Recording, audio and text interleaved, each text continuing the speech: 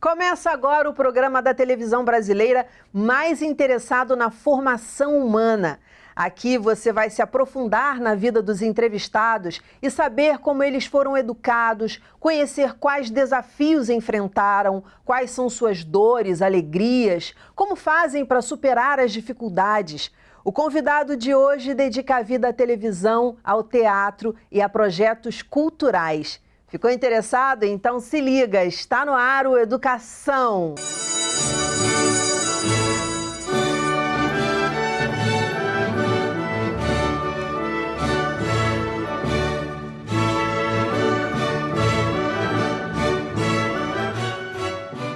Eu vou conversar com o ator, diretor teatral, professor, doutor em literatura brasileira, fez 14 novelas, o Amu da novela Gênesis, seu último trabalho em TV, Alexandre Damascena. Muito bem-vindo, Alexandre, um prazer receber você aqui. Há muito tempo quero conversar contigo, sei que você tem uma história riquíssima. E aí a minha primeira pergunta para você é: o que na tua infância inspirou a tua carreira, a essa tua escolha? Oi, Dani. Primeiramente, agradecer o convite. Uma alegria muito grande poder estar aqui partilhar com você. Então,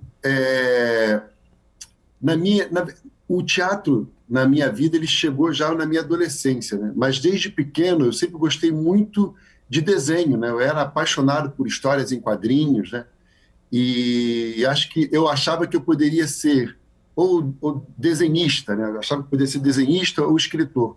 Mas aí, quando eu já estava ali com os meus 16 anos, 14, 16 anos, eu conheci o teatro vendo A Paixão de Cristo, que é uma tradição muito grande na periferia do Rio, né? A Paixão de Cristo da Semana Santa. E aí, a partir da Paixão de Cristo, eu me interessei pelo teatro e comecei a fazer teatro, não parei mais. Nossa, te tocou. Engraçado essa coisa do Gênesis, né? Da Gênesis da novela, Exatamente. E de repente você faz assim uma novela grandiosa que tem várias fases. Mas vamos lá para a tua educação, vamos começar lá do início. Como é que era a tua vida em família? Quais foram os princípios que você aprendeu ali, já num primeiro momento? Então, eu sou um carioca, filho de um nordestino, de uma mineira, que vieram do interior, né? E vieram para o Rio de Janeiro com pouca formação, com pouco estudo, né? Mas a minha mãe foi a primeira pessoa que me alfabetizou. E eu lembro que todas as terças-feiras tinha uma feira em Santa Cruz de que a gente ia. E minha mãe sabia que eu era apaixonado por gibi. Então, para me convencer fácil de poder ajudá-la a carregar as bolsas da feira, ela me prometiu: olha, se você for na feira comigo, eu dou um gibi para você. E aí, depois do gibi, eu fui passando para os livros, né? Comecei lá pela série Vagalume, A Ilha Perdida e tal. Enfim, depois eu fui, né, amadurecendo e lendo outros livros. Então, assim, eu tive uma formação em casa de duas pessoas que não eram tipicamente cariocas, mas que vieram, né, um nordestino, meu pai que veio da Paraíba, minha mãe que veio de Caratinga, de Minas Gerais, vieram para o Rio de Janeiro e acabaram vindo morar na periferia do Rio, né? Santa Cruz é Zona Oeste, o último bairro do município do Rio de Janeiro. E foi aqui, em Santa Cruz, que eu comecei a lidar com desenho, com a leitura. Meu pai, ele é marceneiro, então, de alguma forma, o trabalho do meu pai é um trabalho artístico, né? Ele faz móveis, faz cama, faz mesa.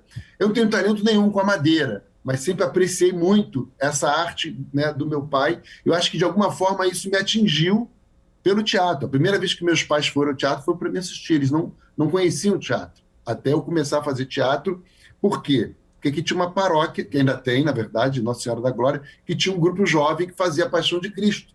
Então, ao frequentar o grupo jovem, eu comecei a fazer a Paixão de Cristo ali, e ali começou meu amor pelo teatro. Eu comecei a participar dos grupos de teatro que tinham aqui na região.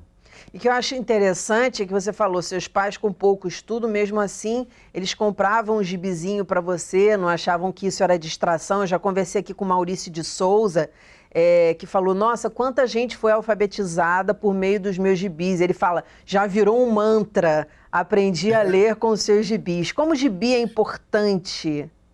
Demais. E tem uma coisa, né? O Manuel de Barros, ele tem uma frase que ele diz que as melhores coisas que ele aprendeu sem saber que estava aprendendo. E eu acho que a história em quadrinhos ela tem isso. Assim. Eu lembro que eu não gostava de livro, que eu não conseguia me imaginar lendo alguma coisa que não tivesse desenho. E eu não entendia por que eu era sempre escolhido para ser o leitor da turma, o orador da turma. Eu falava, gente, mas eu nem gosto de ler.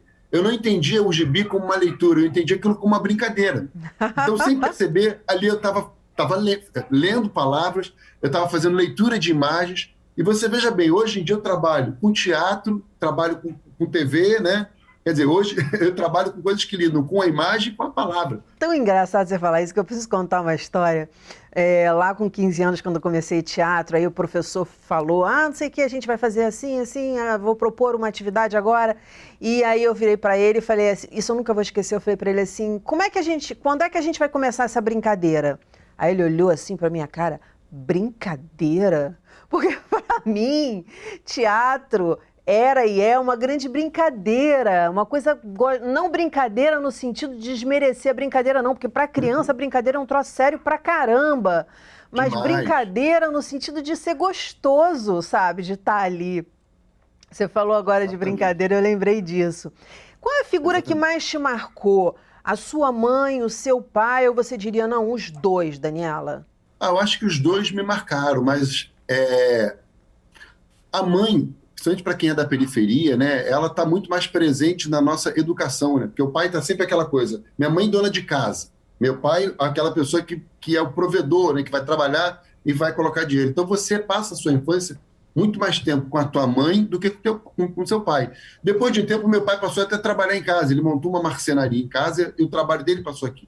Mas quem cuidava da minha educação no dia a dia era minha mãe. Né? Então, minha mãe, com o mínimo de referências, sem leitura, o pouco do que ela sabia, muito mal sabia escrever o nome dela, né?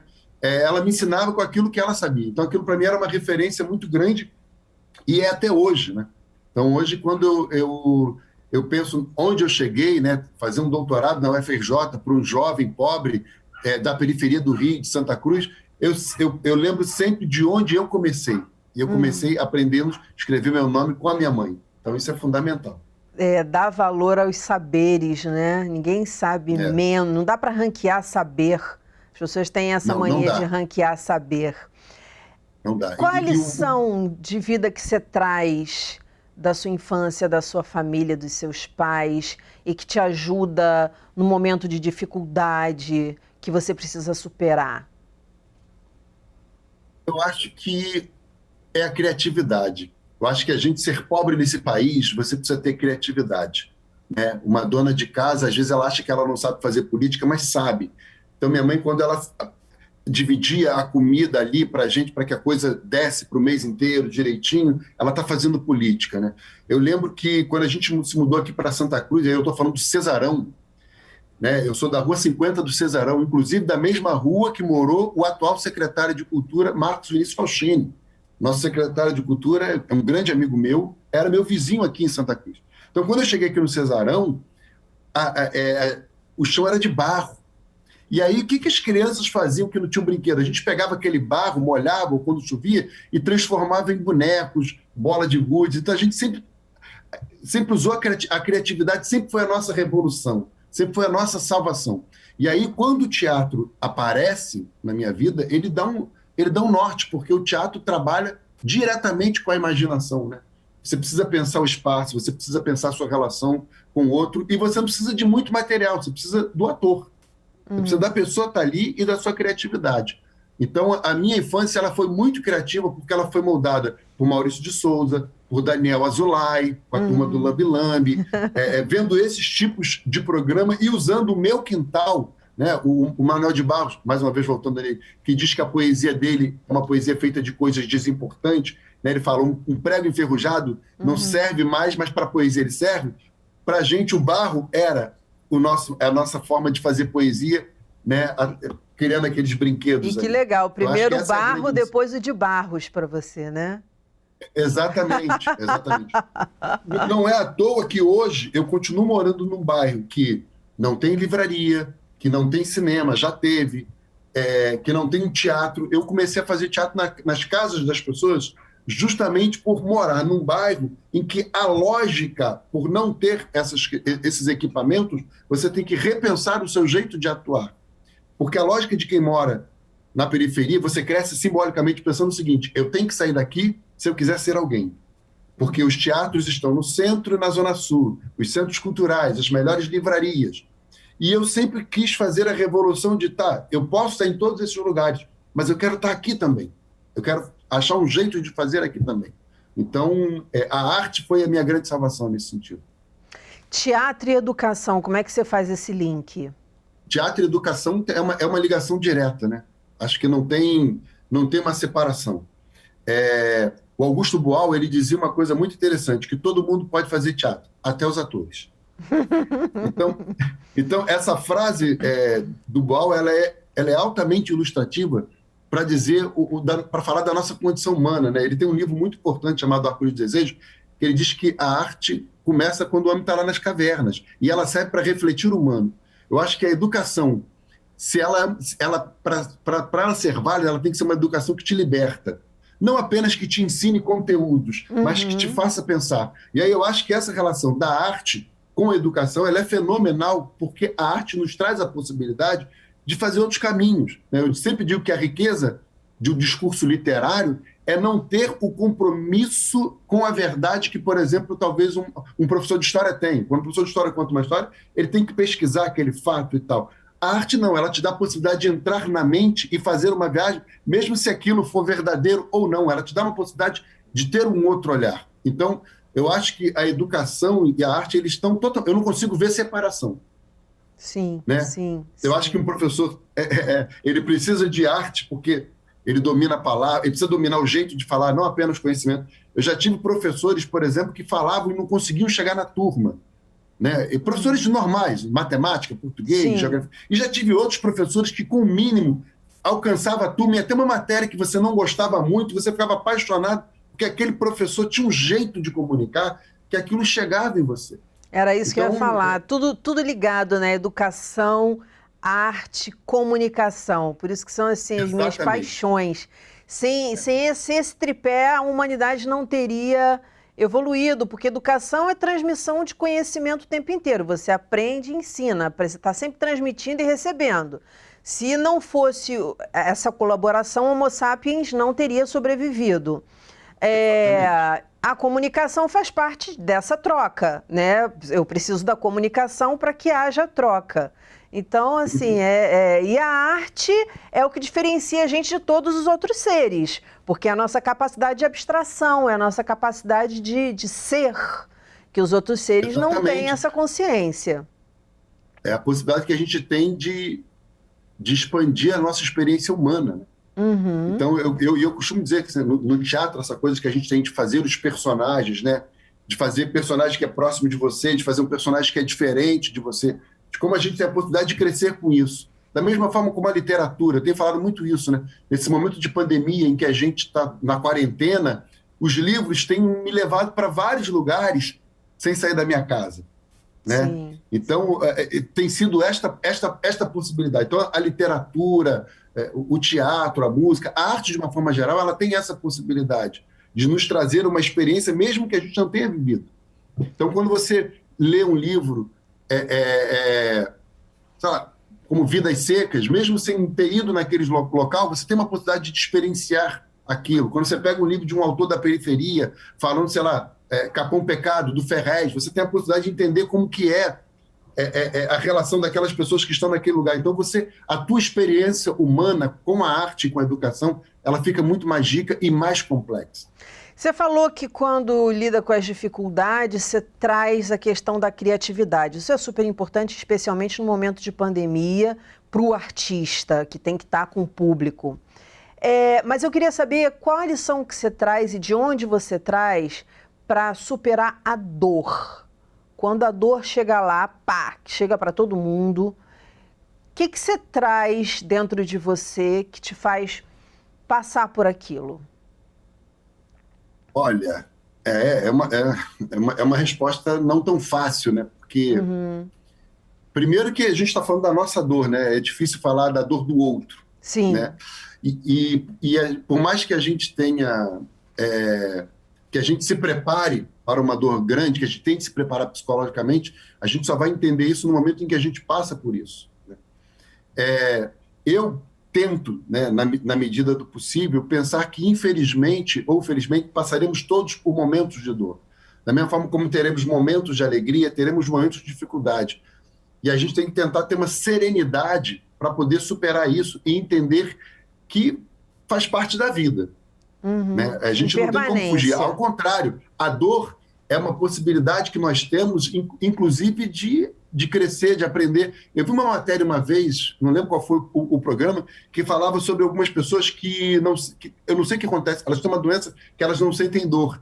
Então, muitas delas queimavam a mão no fogo, porque por não sentirem dor, elas não se cuidavam, porque não sabiam que estava queimando. Então, se elas ficassem doentes, não tinha como cuidar delas, porque elas não sabiam que estavam doentes, porque não sentiam dor. Então, é muito louco isso, porque aí você inverte o sentido da dor. Ou seja, a dor também é uma forma de proteção. Ótimo. Né? Nossa. Né? Então, você inverte isso. Uhum. E aí você fica assim, caramba, então a gente também precisa passar por isso. Porque viver é também perder. Viver é ganhar e perder. Onde você acha que você aprendeu a lidar com essa impermanência da vida, Alexandre? Eu acho que foi... Acho que na observação da vida, eu acho que foi na leitura, sabe? Acho que a literatura me trouxe muito isso, essa experiência. Eu acho que o Gabriel Garcia Marques dizia que o que alimentava a literatura dele era estar atento ao que estava acontecendo na vida. Uhum. Quando ele se afastava das pessoas, ele perdia o melhor da vida para poder esperar ele. Eu acho que quando a gente valoriza a relação com o outro, com o ser humano, de perceber o outro, e aí eu, nesse sentido, acho que a arte ajuda muito a gente nisso, eu acho que a gente fica mais complexo para entender as coisas. Às vezes você fala assim, caramba, poxa, meu pai foi assim, essa área, e você vai descobrir a história dele, e você fala assim, cara, meu pai está me criando com aquilo que ele tem, mas olha o que ele também não teve, olha a história. Você vai aprendendo, né, a se organizar, e eu digo sempre, cara, a literatura me fez perceber a complexidade do mundo, e que o mundo não se resume a mim. Ótimo. E que algumas coisas eu não vou conseguir. Não, e cria essa questão da empatia, porque a gente fica mais próximo a algumas personagens. Então, cria empatia. Ela está vivendo um drama que tem alguma coisa a ver com o que você viveu, mas são outras histórias. Então, acaba realmente te abrindo para a questão da empatia. No teatro, o que você acha? Qual é a maior lição que o teatro te trouxe? Então, eu acho que é essa questão de aprender a lidar com o ser humano. Eu comecei fazendo teatro na igreja. Eu era da igreja católica, né? Fazia ali a Paixão de Cristo, era do grupo jovem e tal. E dentro das igrejas, de uma forma geral, seja católica, seja evangélica, tem sempre aquela história de que a igreja te salva do mundo, né? Essa coisa, muito de papo de periferia e tal. E eu costumo dizer que o teatro me salvou da igreja. No bom sentido de que chegou um momento que eu estava fazendo um teatro que era para as mesmas pessoas, para quem era católico, e eu queria dialogar com outras pessoas. Então, o teatro me fez ser mais eclético no sentido de que eu posso dialogar com uma pessoa que é católica, com uma pessoa que é um ateu, uma pessoa que é espírita, pessoa da religião que for, de religião nenhuma. E o teatro me trouxe esta riqueza e essa grande lição de que o mundo são feito de pessoas diferentes e que a gente pode aprender a conviver com isso. É lógico, como diz Ariano Suassuna, nem tudo a gente vai aceitar. Né? Eu lembro de uma entrevista do Ariano Suassuna, alguém perguntou para ele assim, a gente tem que aceitar tudo? O Ariano falou assim, não, depende. Se eu não posso aceitar que uma pessoa mate uma outra, que um homem estupre uma criança, e essas coisas a gente não pode aceitar. Né? Mas a gente precisa, em outras questões, a gente precisa aprender a conviver com as diferenças. Né? E o teatro me trouxe isso, essa convivência com as diferenças. Acho que essa foi a grande lição que o teatro me trouxe e que eu continuo tentando fazer no meu teatro, depois que eu virei professor, depois que eu passei a dirigir espetáculos, que foi aprender a conviver com essas diferenças, que é muito difícil. Nós estamos vivendo um momento político no país tão polarizado, né, em que você discorda uma coisa, você é cancelado, você discorda de outra coisa, você é cancelado. Né? Assim, tem coisas que a gente não deve aceitar, claro, mas eu acho que tem outras que a gente pode ponderar e, vamos tentar dialogar, vamos tentar conversar. O teatro nos ensina uma coisa, comunicar não é aquilo que eu falo, mas aquilo que o outro entende. Então você precisa ter um cuidado naquilo que você fala com o outro, porque às vezes a gente só quer falar, não quer ouvir e não quer nem prestar atenção se o outro está compreendendo a gente. Exatamente. A gente quer muito falar, mas também não toma cuidado com as palavras. E eu sou uma fã das palavras. As palavras, para mim, significam absolutamente tudo. E aí eu não estou falando só de palavra falada, eu estou falando palavra de olho, palavra de gesto, palavra enfim, as mais diversas. Tudo aqui é palavra, tudo né? é palavra. Tudo aqui comunica, né? Tudo comunica, exatamente. E aí você vai para uma grande produção, você falou da igreja que saiu, das diferenças, aí você vai para uma grande produção. Eu queria que você falasse um pouquinho desse desafio. Eu via você lá, fotos nas redes sociais, mega caracterizado. Foi uma coisa muito, assim, para a gente estar de fora, assim, muito bem construída. Como é que foi esse regresso na tua cabeça? Que lições que te trouxe? Como é que foi esse desafio? Primeiro que, assim, eu passei um pouco mais de uma década muito voltado para o mundo acadêmico, né? Eu emendei graduação, pós-graduação, mestrado, doutorado, tudo. E eu estava não aceitando muitos convites, porque eu não queria, porque eu sabia que alguns convites poderiam me atrapalhar nesse caminho. Eu falei, só vou voltar a aceitar alguma coisa quando terminar meu doutorado. Quando eu defender minha tese, aí eu volto a aceitar. E aí eu defendi minha tese em dezembro, no início de dezembro, na primeira semana de dezembro de 2019, e na semana seguinte a Record me liga, olha isso, me convidando para fazer a novela, né? Então eu falei, gente, que loucura! Uma semana depois que eu defendo minha tese, a Record me liga me convidando para fazer uma novela. E foi maravilhoso, porque assim, eu até já tinha feito umas coisinhas pequenas lá na Record, mas nunca tinha feito uma novela bíblica. E como eu te falei, eu comecei fazendo teatro, fazendo A Paixão de Cristo, quer dizer, eu sempre tive essa relação, né? Eu brinco com todo mundo que eu fiz todos os personagens da Paixão de Cristo, né? Eu fui do cara comum, do povo, passando por Pilatos, Jesus, né? Só não deu para ser Maria, mas enfim. Você sabe que eu pensei nisso enquanto você estava falando? Pois é, só não deu para ser Maria, mas eu fui Jesus. E aí, de repente, a Record me chama para essa grande produção Gênesis, eu não tinha noção do que era, mas assim que eu cheguei lá e vi o número de atores, vi aquela produção, vi aquele cenário, aqueles figurinos, tudo escolhido muito a dedo. Então foi uma experiência maravilhosa de poder fazer essa novela, uma novela grandiosa que bateu todos os recordes. Se eu não me engano, são em torno de 250 atores, né, que foram convocados para fazer a novela, os cenários imensos, uma pesquisa de cenário maravilhosa. Eu amei, e essa coisa da caracterização para a gente que é ator é muito gostosa, né? Porque a primeira coisa que eu cheguei lá, o pessoal da arte falou assim comigo, você tem algum problema de raspar a cabeça? Porque o teu personagem ele vem de uma região em que os homens raspavam a cabeça. Eu falei, não tem problema, já passaram a máquina. Aí passaram um lápis no olho, e aí eu pensei, esse lápis no olho é por quê? Porque na época deles, esse seria o óculos deles. Não existiam os óculos, mas eles passavam isso para proteger a vista do sol, porque eles andavam por regiões de deserto. Então, aquele lápis no olho, ele não era uma coisa estética, ele era por uma questão de que protegia os olhos. Eu não sabia disso. Falei, caramba, que interessante. Mas era tipo um lápis ou mais uma sombra, um pó? Porque quando a mulher imagina lá... Eles passavam um lápis aqui, depois dava uma espalhadinha assim, né? Tinha uma sombrinha aqui, mas tinha um lápis também. Né? Então, assim, umas coisas muito interessantes. E assim, o tratamento da direção, o elenco, né? A gente virou amigo. O Ângelo Paz Leme, que eu gravava mais com ele, porque o Amor, ele começa a novela como um vilão. Eu fui contratado para matar o personagem que era o principal. A novela tem várias fases. E aí eu acabo virando amigo dele. Em vez de matar ele, eu acabo virando amigo do Terá, que é o personagem do Ângelo Paz Leme. E a gente mesmo, nos bastidores, acabamos virando amigos. A gente se fala até hoje, depois da novela. A gente troca muita ideia. O Ângelo é apaixonado por literatura. Então a gente trocava muita figurinha, né, sobre autores brasileiros e tal. Então foi uma experiência muito interessante e eu espero que eles me convidem de novo, porque eu gostei muito. Deve ter sido assim um mergulho na história, você deve ter feito muito laboratório, deve ter aprendido muita coisa durante essa novela.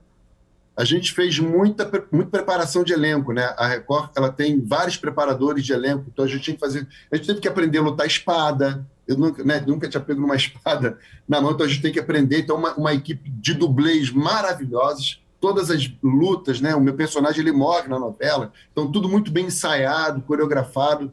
Foi fantástico, foi uma experiência realmente incrível. E aí as pessoas podem estar se perguntando, aprendeu a lutar a espada, mas não vai lutar a espada na vida? Mas essas coisas que a gente vai aprendendo vão abrindo portas na gente, né? Eu falo de portais, vão mexendo com corpo, e corpo mexe com mente. Isso é um processo assim maravilhoso, lindo. Então, quanto mais a gente puder aprender, melhor. E agora, para finalizar o programa, porque infelizmente esse programa passa voando, papo super gostoso. Eu sei que você tem uma filhinha e a pergunta que eu faço para você é a seguinte: como você acha que um ser humano deve ser educado? Eu acho, enfim, eu tento educar a minha filha para ser um ser humano propositivo. Eu sempre digo que quem mora na periferia é muito acostumado a... Eu lembro que eu cresci assim, você tem que aprender um pouquinho de cada coisa porque a gente nunca sabe o dia de amanhã. E a gente não se profissionaliza. Eu acho que a gente tem que ser um ser humano. Eu, pelo menos, tento educar minha filha para ser uma pessoa que respeite as diferenças. Que ela se sinta livre para ser o que ela quiser ser, com confiança, né? Que o pai dela e a mãe dela vão trocar com ela, aceitar, e que ela respeite o outro. Eu acho que a gente está vivendo um momento muito complicado da não aceitação do outro. Essa coisa que a gente está tendo do cancelamento é muito complicado. Então, eu educo a minha filha para ser alguém que sonhe. Eu acho que é isso que a arte traz para a gente, sabe? Sonhar. A gente precisa sonhar, porque é somente o sonho que nos movimenta, né? E que faz a gente ser humano. Porque minha gatinha e meu cachorrinho não estão lá sonhando. Eles sonham de noite. Vejo mais chapatinha, não sei o quê, mas não é esse sonho que a gente, não é desse sonho que a gente está falando. Alexandre, muito obrigada pela entrevista, por esse papo maravilhoso que a gente teve. Quem quiser conhecer mais seus projetos, você quer deixar um endereço aqui? Então, pode me visitar lá no Instagram, @AlexandreDamascena, número 5. Tem lá o Instagram do meu grupo de teatro, Companhia do Invisível. E tem o Fábulas da Vida, que é um projeto que eu faço com a minha namorada, que eu pego fábulas e trago em diálogos para as pessoas hoje da vida.